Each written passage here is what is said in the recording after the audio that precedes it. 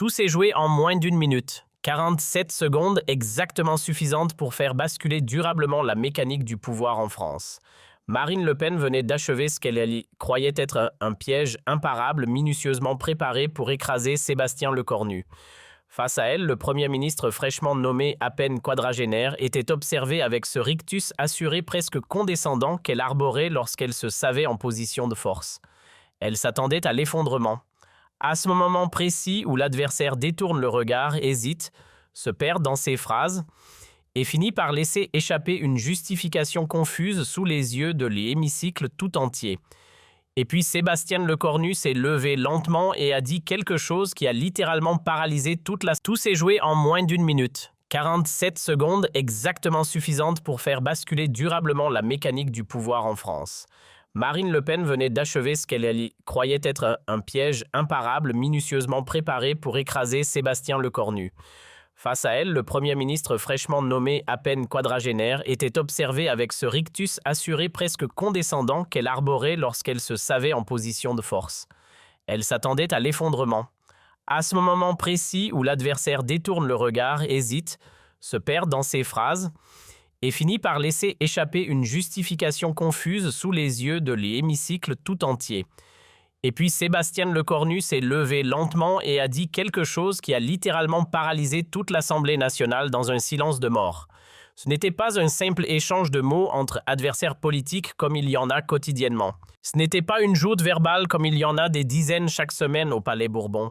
C'était véritablement le moment historique où un nouveau leader a courageusement défié l'ancien ordre établi et a montré sans ambiguïté que l'ère de la domination absolue du Rassemblement national au Parlement français touchait définitivement à sa fin. Assemblée nationale, Paris 15 janvier 2026. Pour Marine Le Pen, leader incontestée du Rassemblement national, cela devait être un autre spectacle facile de domination parlementaire totale comme durant les 3 longues années consécutives depuis les élections législatives historiques de juin 2022. Depuis ces élections, la leader du Rassemblement national avait méthodiquement et patiemment construit sa position comme force absolument incontournable de l'opposition française. Toutes les grandes décisions politiques importantes devaient obligatoirement passer par son approbation tacite ou explicite. Les nouveaux premiers ministres successifs devaient composer prudemment avec elle, négocier longuement avec elle, parfois même s'humilier publiquement devant elle pour obtenir son soutien, ou au moins sa neutralité bienveillante. Une semaine avant le vote crucial de confiance dans son quartier général politique du 8e arrondissement de Paris, une réunion secrète et hautement confidentielle avait eu lieu tard dans la soirée. Marine Le Pen était confortablement assise dans son grand bureau personnel au mur couvert de photos souvenirs de sa très longue carrière politique, entourée de ses plus proches conseillers et de ses stratèges les plus fidèles. Jordan Bardella, jeune président du parti, était présent à cette réunion capitale, ainsi que plusieurs autres têtes pensantes influentes du mouvement. Tous analysaient méticuleusement la situation politique complexe avec la précision méthodique d'une équipe militaire professionnelle, préparant une bataille décisive majeure. « Ce Lecornu est un véritable problème sérieux pour nous », disait la leader du RN, en étudiant avec attention les derniers sondages d'opinion étalés devant elle sur la grande table de réunion. Il a beaucoup trop de confiance en lui pour un simple débutant en politique, beaucoup trop de soutien médiatique favorable dans la presse. Les Français commencent réellement à l'apprécier dans toutes les enquêtes d'opinion. Il faut absolument lui montrer très rapidement qui dirige vraiment ce pays, qui tient véritablement les rênes du pouvoir. Tout s'est joué en moins d'une minute. 47 secondes exactement suffisantes pour faire basculer durablement la mécanique du pouvoir en France. Marine Le Pen venait d'achever ce qu'elle croyait être un piège imparable minutieusement préparé pour écraser Sébastien Lecornu. Face à elle, le Premier ministre fraîchement nommé à peine quadragénaire était observé avec ce rictus assuré presque condescendant qu'elle arborait lorsqu'elle se savait en position de force. Elle s'attendait à l'effondrement. À ce moment précis où l'adversaire détourne le regard, hésite, se perd dans ses phrases et finit par laisser échapper une justification confuse sous les yeux de l'hémicycle tout entier. Et puis Sébastien Lecornu s'est levé lentement et a dit quelque chose qui a littéralement paralysé toute l'Assemblée nationale dans un silence de mort. Ce n'était pas un simple échange de mots entre adversaires politiques comme il y en a quotidiennement. Ce n'était pas une joute verbale comme il y en a des dizaines chaque semaine au Palais Bourbon. C'était véritablement le moment historique où un nouveau leader a courageusement défié l'ancien ordre établi et a montré sans ambiguïté que l'ère de la domination absolue du Rassemblement national au Parlement français touchait définitivement à sa fin. Assemblée nationale, Paris 15 janvier 2026.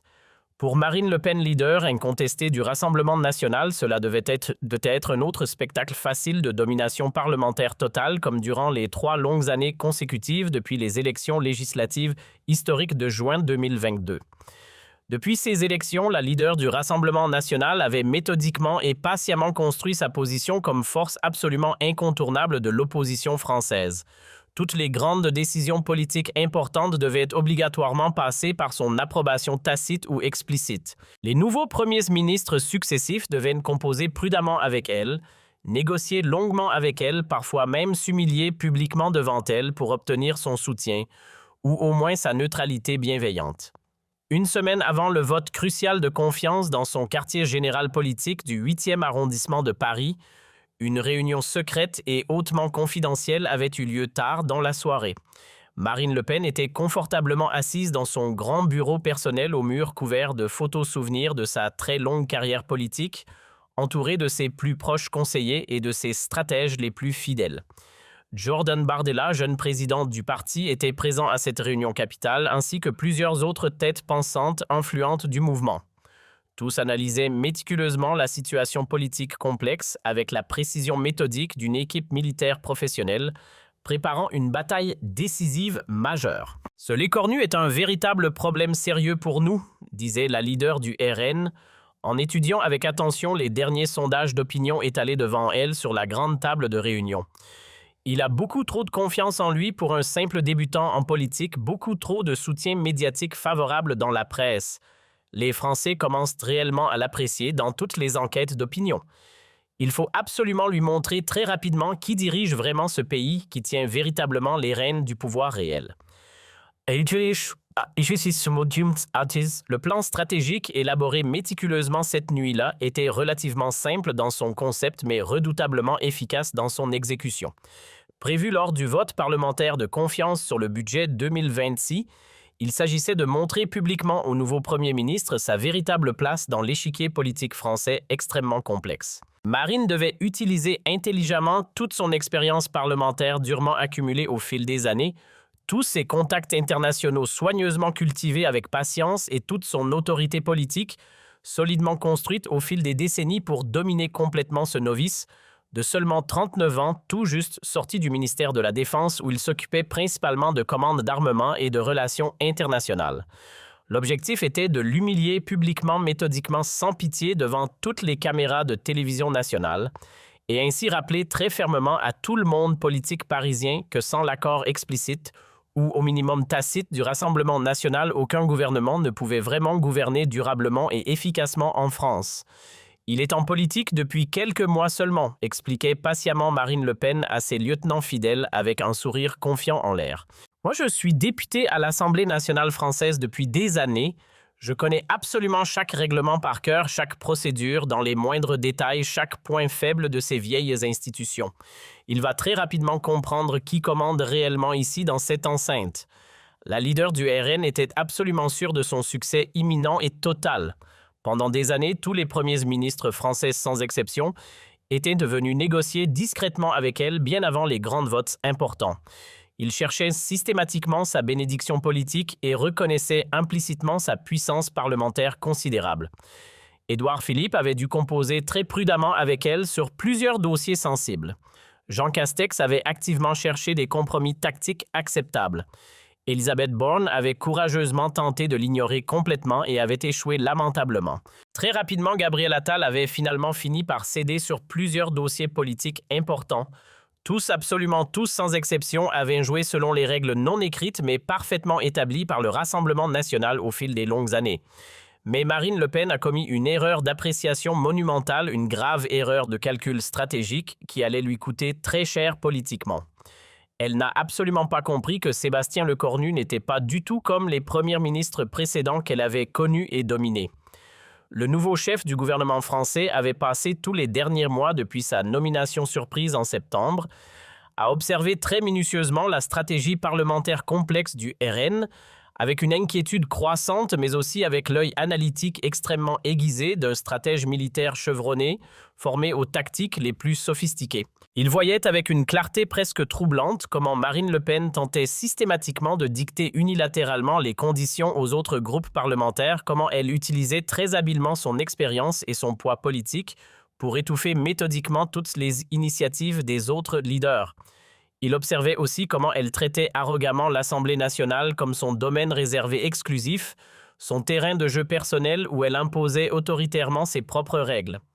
Sébastien Lecornu, homme réputé, calme profondément réfléchi, formé rigoureusement aux stratégies de défense les plus complexes, avait décidé qu'il était grand temps de changer fondamentalement les règles établies du jeu politique français. Mais quelque chose que personne ne savait, pas même les plus proches collaborateurs d'Emmanuel Macron à l'Élysée ou dans les couloirs feutrés de l'hôtel de Matignon, c'est que le soir même de sa nomination officielle, le 9 septembre 2020, une stratégie secrète avait déjà été enclenchée.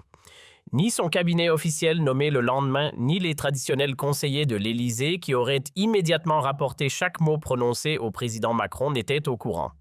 3 figures discrètes, presque inconnues du grand public mais redoutablement efficaces dans l'ombre des institutions étaient impliquées. La première était Claire Dubois, 52 ans, ancienne stratège parlementaire chevronnée ayant travaillé dans l'ombre des institutions pendant 15 longues années. Elle connaissait chaque règlement obscur du Palais Bourbon par cœur, chaque procédure complexe dans ses moindres détails, chaque faille potentielle du système parlementaire français.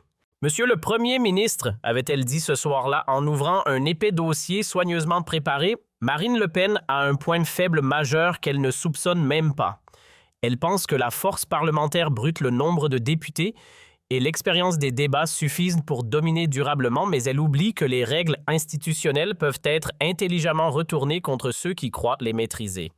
Le deuxième était Thomas Mercier, 45 ans, ancien journaliste politique de haut niveau, devenu conseiller en communication de crise après avoir couvert la montée du Front national, puis du Rassemblement national pendant 10 ans pour le journal Le Monde. Monsieur le Premier ministre, avait prévenu Mercier avec gravité, elle va essayer de vous humilier publiquement lors du premier grand débat important. C'est sa méthode avec les nouveaux. Elle construit un piège rhétorique savant devant les caméras, vous fait réagir émotionnellement, puis utilise votre réaction contre vous pendant des semaines. Le troisième était le professeur Jean-Marc Fontaine, 67 ans, spécialiste reconnu de la Ve République. Cette nuit-là, les 4 avaient travaillé sans interruption jusqu'à l'aube.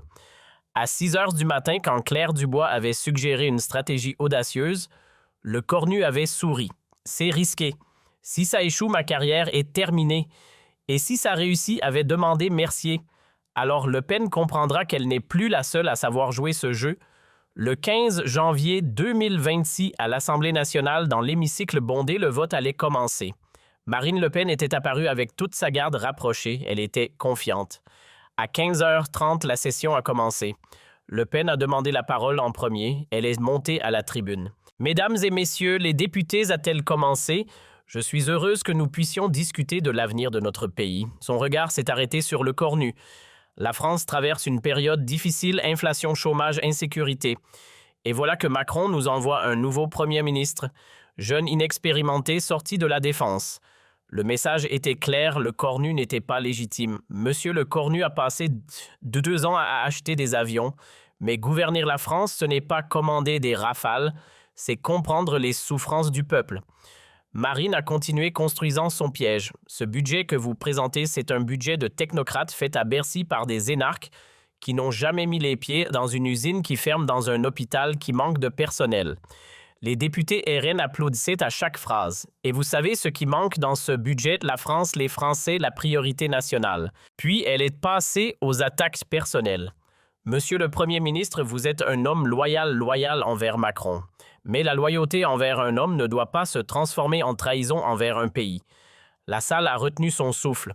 Vous étiez un bon ministre de la Défense, mais être Premier ministre, c'est autre chose. C'est défendre l'intérêt national contre les diktats de Bruxelles. Puis est venu puis est venu le piège proprement dit. Marine Le Pen a sorti une feuille de papier. Monsieur le Premier ministre, j'ai ici une liste de questions simples, des questions que n'importe quel Français pourrait vous poser. Si vous ne pouvez pas y répondre, alors vous n'êtes pas qualifié pour gouverner ce pays. La salle était devenue silencieuse. Même les députés de la majorité semblaient tendus. Première question très simple, dit Marine en lisant lentement, savourant chaque mot. Combien coûte exactement une baguette de pain en France aujourd'hui? Le cornu ne répondit pas immédiatement. Il restait parfaitement immobile, le visage neutre. Il savait parfaitement que c'était un piège soigneusement conçu. Deuxième question élémentaire, quel est le salaire mensuel moyen d'une infirmière dans un hôpital public français? Le Pen souriait maintenant ouvertement. Elle sentait intuitivement que la victoire approchait. Troisième question importante. Combien exactement de migrants clandestins sont entrés illégalement en France l'année dernière?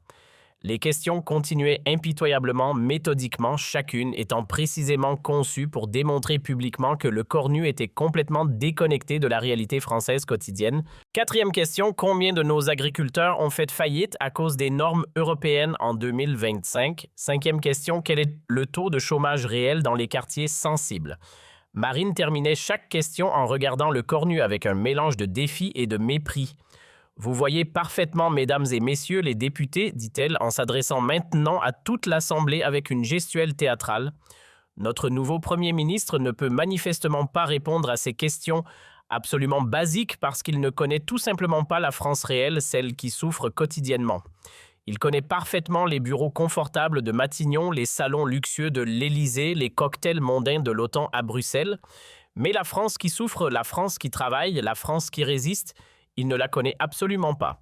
Le piège était maintenant parfaitement complet. Si le cornu répondait aux questions, ses réponses seraient vérifiées et critiquées. S'il ne répondait pas, il confirmerait qu'il était déconnecté. C'était un piège parfait, sans issue apparente. Alors voici très précisément ma proposition constructive, déclara Le Pen, en jouant sa carte finale avec une confiance absolue. Je propose officiellement que ce vote de confiance soit raisonnablement reporté de quelques semaines. Alors voici très précisément ma proposition constructive, déclara Le Pen, en jouant sa carte finale avec une confiance absolue. Je propose officiellement que ce vote de confiance soit raisonnablement reporté de quelques semaines. Que M. Le Cornu prenne le temps nécessaire pour apprendre à vraiment connaître la France. Qu'il aille dans nos usines, nos fermes, nos hôpitaux, et quand il sera prêt, quand il connaîtra enfin notre pays, alors nous pourrons voter. C'était une humiliation publique monumentale. Le Pen suggérait essentiellement que le Premier ministre devait retourner à l'école. Et si M. Le Cornu refuse cette proposition pourtant raisonnable, ajouta-t-elle en élevant la voix, alors nous voterons contre son budget et nous expliquerons aux Français pourquoi nous avons refusé de soutenir un gouvernement dirigé par quelqu'un qui ne les comprend pas. Marine Le Pen est se retournée à sa place avec un large sourire de satisfaction. Tout s'était déroulé exactement comme prévu. Elle attendait la réaction standard des excuses embarrassées des promesses de dialogue. Mais cette fois, c'était radicalement différent. Sébastien Le Cornu s'est levé très lentement, presque au ralenti. Il n'avait pas l'air nerveux ni perturbé. Il ressemblait à un homme qui attendait ce moment précis depuis très longtemps. Madame Le Pen a-t-il commencé d'une voix parfaitement calme mais étonnamment ferme.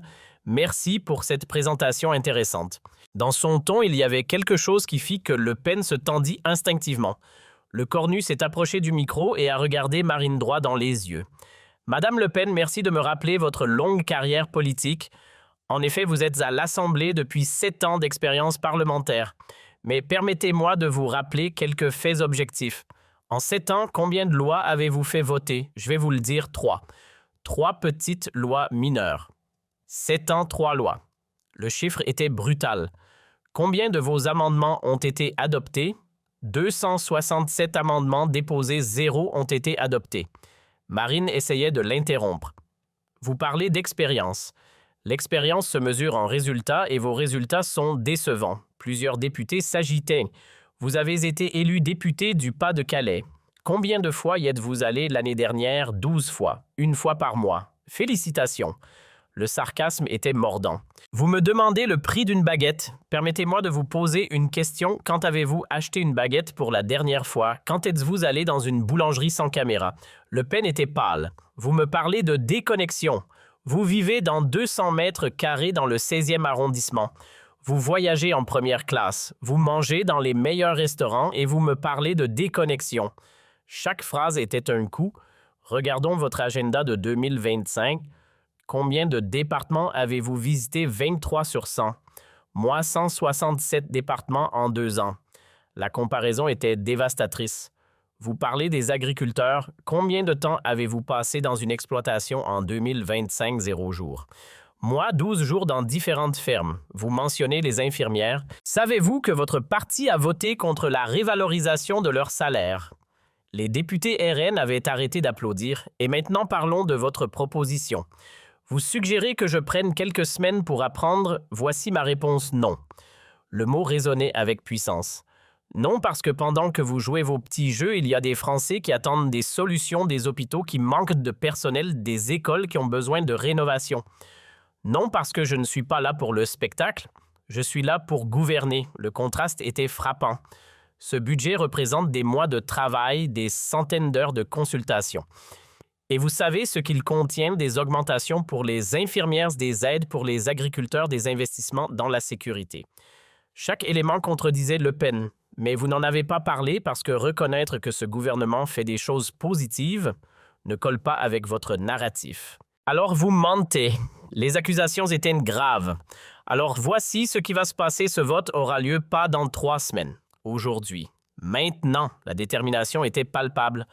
Vous allez voter. Si vous pensez que ce budget est mauvais, votez contre. Assumez votre position. Le défi était lancé. Mais si vous votez contre, juste pour créer le chaos, alors les Français sauront qui vous êtes. La mise en garde était claire. Ils sauront que vous n'êtes pas une opposante constructive. Vous êtes une opposante systématique. Vous détruisez. Vous ne construisez jamais. La critique était fondamentale. Vous savez quelle est la différence entre vous et moi? Vous utilisez les souffrances des Français pour gagner des voix. Moi, je veux résoudre ces souffrances parce que je les ai vécues. La distinction était claire et dévastatrice. Je suis né à Rouen. Mon père était ouvrier dans une usine automobile. Ma mère était infirmière dans un hôpital public. J'ai grandi dans 60 mètres carrés. J'ai fait mes études grâce à des bourses de la République. Son histoire personnelle était authentique et touchante. Je ne suis pas né dans une famille politique. Je n'ai pas hérité de mon siège de député. Je n'ai pas grandi dans les salons dorés du 16e arrondissement. J'ai construit ma carrière par le travail acharné, pas par le nom de famille.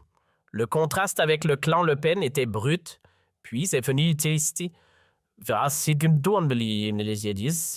la phrase historique, celle qui allait fondamentalement tout changer.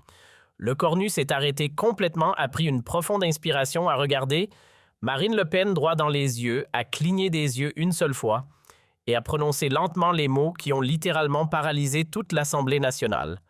Madame Le Pen, vous avez passé 30 longues années à promettre solennellement de sauver la France. Mais la seule chose que vous avez effectivement sauvée, c'est uniquement votre propre carrière politique construite sur le dos de la peur et du mensonge. Le silence qui a suivi ces mots était absolu, assourdissant. On aurait pu entendre une épingle tomber. Marine Le Pen était assise comme une statue de marbre. Son visage était un masque figé, mais dans ses yeux, on voyait clairement le choc profond et la défaite cuisante. Les députés RN étaient tous figés, ne sachant comment réagir. Mais le cornu continuait impitoyablement. Quand allez-vous enfin décider d'être véritablement utile à la France plutôt que de l'utiliser cyniquement pour vos ambitions personnelles? La question terrible est restée suspendue dans l'air comme une sentence de tribunal. Marine Le Pen était totalement sans voix pour la première fois de sa longue carrière. Elle ne savait pas quoi répondre. Le président de l'Assemblée a essayé de reprendre le contrôle. « Monsieur le Premier ministre, j'ai terminé, je demande le vote immédiat. » C'était un coup de maître tactique, le règlement le permet. Article 49, alinéa de la Constitution. Je l'invoque formellement. Claire Dubois dans les tribunes souriait largement. C'était exactement la stratégie préparée. Le vote a duré 3 minutes interminables. Quand les résultats sont apparus sur l'écran, le choc fut immense, 90 voix contre 20. Mais le plus significatif, ce sont les 50 députés RN qui s'étaient publiquement abstenus. 50 députés qui, pour la première fois dans l'histoire du parti, n'avaient pas suivi aveuglément leur leader. Marine Le Pen fixait l'écran avec incrédulité. Ce n'était pas seulement une défaite politique, c'était une humiliation personnelle profonde et la première fissure visible dans son contrôle absolu sur le parti. Le cornu s'est levé calmement à remercier l'Assemblée d'un signe de tête et est parti. Pas de triomphalisme, juste un homme qui venait de faire son travail. Dans les couloirs, les journalistes se sont précipités. Commentez-vous cette victoire historique? Ce n'est pas une victoire personnelle, c'est un vote de confiance. Maintenant, le vrai travail commence. Dans les heures suivantes, les réactions ont littéralement afflué de partout. Sur tous les réseaux sociaux, l'écornu vs Le Pen est immédiatement devenu tendance numéro 1. Les vidéos de la confrontation ont été vues des millions de fois en quelques heures. Au sein du RN, c'était de la panique totale. Marine Le Pen était enfermée dans son bureau refusant de parler. Elle pensait obsessionnellement à ses 50 députés qui s'étaient abstenus, 50 signes inquiétants que son autorité absolue vacillait dangereusement. Le lendemain matin, toutes les unes de journaux étaient unanimes et spectaculaires. Le Figaro titrait « L'écornu humilie Le Pen à l'Assemblée ». Le Libération proclamait « Le Premier ministre démonte méthodiquement la rhétorique RN ». Le Monde analysait une nouvelle méthode efficace face aux populistes. Dans les semaines suivantes, les effets sont devenus parfaitement clairs. La popularité de Marine Le Pen a chuté dramatiquement de 6 points dans tous les sondages. Sa crédibilité comme leader incontestable a été profondément ébranlée. Le cornu avait gagné une autorité considérable. Ses ministres le regardaient différemment. Ses adversaires le respectaient davantage. Mais l'effet le plus important était durable. Pendant des années, les partis traditionnels avaient eu peur de confronter directement le RN. Le cornu avait brillamment montré qu'on pouvait affronter efficacement le populisme avec des faits vérifiables et de la fermeté. D'autres responsables politiques ont rapidement commencé à imiter la méthode. La méthode Lécornu devenait progressivement une véritable stratégie politique reconnue. En avril 2020, Marine Le Pen a tenté désespérément une contre-offensive majeure lors d'un grand meeting à Lyon devant 8000 militants. Ce Premier ministre pense pouvoir nous humilier. La foule scandait « démission ». Mais l'écornu a fait quelque chose d'inattendu et de dévastateur, il n'a tout simplement pas répondu. Marine Le Pen peut dire absolument ce qu'elle veut. Moi, je travaille pour les Français. Je n'ai pas de temps pour des polémiques stériles. Être complètement ignoré était psychologiquement pire qu'être combattu. Le Pen multipliait désespérément les attaques médiatiques. À chaque fois, la réponse restait la même. « Je travaille ». Elle apparaissait de plus en plus obsédée, incapable de passer à autre chose. En juin 2026, un sondage révélateur montrait que 62% des Français approuvaient massivement la méthode Lecornu. Surtout 34% des électeurs RN eux-mêmes estimaient que leur parti devait être beaucoup plus constructif. C'était un véritable séisme politique. En septembre 2026, un tournant inattendu s'est produit. Lecornu a été victime d'une tentative d'agression physique lors d'un déplacement. L'agresseur était un militant d'extrême droite proche du RN. L'affaire aurait pu politiquement détruire Marine Le Pen définitivement. Mais Lecornu, lors d'une allocution solennelle, a déclaré « Je refuse catégoriquement de faire porter cette lourde responsabilité au Rassemblement national dans son ensemble. La violence politique est totalement inacceptable, mais accuser injustement tout un parti pour l'acte criminel d'un individu isolé serait tout aussi grave moralement. » Le pays entier était profondément stupéfait par cette grandeur d'âme. Marine Le Pen a été forcée de reconnaître publiquement « Je remercie sincèrement le Premier ministre pour sa justice et son équité. » C'était la première fois qu'elle parlait de lui sans aucune agressivité. En octobre 2026, l'absolument impensable s'est produit. Marine Le Pen a voté pour un amendement proposé par le gouvernement Lecornu. Symboliquement, c'était énorme. Elle avait compris que sa stratégie d'opposition systématique ne fonctionnait plus. En novembre 2026, lors de la cérémonie du 11 novembre à l'Arc de Triomphe, ils se sont serrés la main devant toutes les caméras. « Vous avez gagné cette manche politique », a-t-elle admis à voix basse. « Ce n'est pas un jeu politique, madame, c'est la France et son avenir. Je le sais parfaitement. C'est précisément pour cela que vous avez gagné. » L'échange a duré quelques secondes, mais il marquait symboliquement la fin d'une époque. Aujourd'hui, exactement un an après les fameuses 47 secondes historiques, la politique française a profondément changé. Lecornu est désormais plus fort que jamais. Marine Le Pen est considérablement affaiblie et de plus en plus contestée même dans son propre parti. Le débat politique national est devenu plus factuel, nettement moins émotionnel et démagogique. Les jeunes politiques de tous bords étudient désormais sérieusement ce moment historique dans les écoles de sciences politiques. Comment affronter efficacement le populisme avec des faits vérifiables? Comment garder son calme face aux provocations? Comment retourner intelligemment un piège contre son auteur, Marine Le Pen? A appris une leçon politique douloureuse mais salutaire, l'arrogance politique a toujours une limite. L'opposition systématique finit inévitablement par lasser profondément. Lors d'un entretien privé avec ses proches, elle aurait confié « Luc Cornu m'a donné la plus grande leçon de toute ma carrière. Il m'a clairement montré que j'étais devenu exactement ce que je prétendais combattre depuis toujours. Et tout cela, toute cette révolution politique majeure a commencé par une seule phrase dévastatrice, 47 secondes précises, 23 mots soigneusement choisis. Une véritable révolution politique française complète. Mais l'histoire ne s'arrête pas là. Dans les mois qui ont suivi cette confrontation historique, quelque chose de profond a changé dans la psychologie politique française. Ce n'était pas seulement Marine Le Pen qui avait été vaincue ce jour-là. C'était toute une méthode politique, tout un style de faire de la politique basé sur la peur, le mensonge et la manipulation émotionnelle qui avait été publiquement exposé et discrédité. Les politologues français ont commencé à parler du moment Le Cornu, comme d'un tournant dans l'histoire politique moderne de la Ve République. Des thèses universitaires ont été écrites sur ce sujet, des livres d'analyse politique ont été publiés et des documentaires télévisés ont décortiqué minute par minute cette confrontation mémorable. Ce qui fascinait particulièrement les analystes, c'était la préparation méticuleuse de Le Cornu. Contrairement à ce que beaucoup avaient pensé initialement, ce n'était pas une réaction spontanée et émotionnelle à une provocation de Marine Le Pen, mais une stratégie soigneusement planifiée, méthodiquement exécutée et brillamment réalisée. Dans un livre publié 6 mois après les événements, Claire Dubois, la stratège parlementaire qui avait conseillé Le Cornu, a révélé certains détails fascinants de leur préparation. Elle expliquait qu'ils avaient anticipé chaque scénario possible, prévu chaque angle d'attaque et choisi de répondre non par l'émotion mais par des faits. Ces révélations ont provoqué un débat intense dans les milieux politiques français.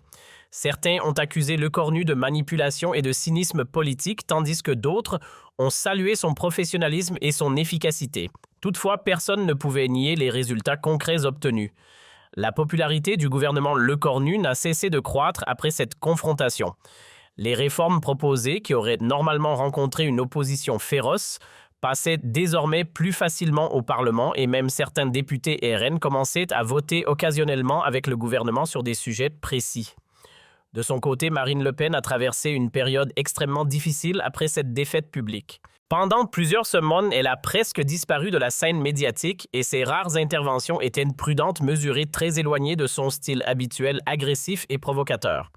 Au sein du Rassemblement national, les tensions sont devenues de plus en plus visibles. Jordan Bardella, le jeune président du parti, a commencé à occuper davantage l'espace médiatique tandis que certains le percevaient déjà comme un successeur potentiel à Marine Le Pen. Les 50 députés qui s'étaient abstenus lors du vote de confiance sont devenus un groupe informel au sein du parti. Ils réclamaient une modernisation de la stratégie politique, estimant que l'opposition systématique ne menait nulle part et que le parti devait devenir plus constructif en proposant des alternatives crédibles. En décembre 2026, lors du congrès annuel du Rassemblement national à Nice, ces tensions ont éclaté au grand jour. Pour la première fois dans l'histoire du parti, Marine Le Pen a fait face à une contestation ouverte de sa ligne politique lorsqu'un jeune député élu en 2022 a osé la critiquer publiquement depuis la tribune. Devant une salle stupéfaite, le député a affirmé que la stratégie actuelle ne fonctionnait plus, que les Français voulaient des solutions plutôt que des slogans et de la construction plutôt que de la destruction, avertissant que la poursuite de cette ligne mènerait à une perte de crédibilité. La salle retenait son souffle, tandis que Marine Le Pen écoutait en silence, le visage impassible. Puis, à la surprise générale, Marine Le Pen a pris la parole non pas pour attaquer le jeune député, mais pour reconnaître partiellement la pertinence de ses arguments. D'une voix fatiguée, elle a admis qu'il était peut-être temps d'évoluer, que le monde avait changé et que le parti devait changer avec lui. Cette déclaration a eu l'effet d'une bombe dans le paysage politique français. Les médias ont immédiatement spéculé sur le fait que Marine Le Pen préparait un retrait progressif de la vie politique. Pour beaucoup d'observateurs, cette prise de position marquait la fin d'une époque et l'amorce d'un tournant historique pour le Rassemblement national. Pendant ce temps, Sébastien Lecornu consolidait méthodiquement sa position. En janvier 2027, lors des vœux présidentiels, Emmanuel Macron a publiquement salué le travail de son Premier ministre soulignant qu'il avait démontré qu'il était possible de faire de la politique autrement. Le président a affirmé que Lecornu avait montré qu'on pouvait être ferme sans être agressif, défendre ses idées sans insulter ses adversaires et gagner des débats avec des arguments plutôt qu'avec des slogans. Cependant, cette reconnaissance présidentielle a créé un nouveau problème.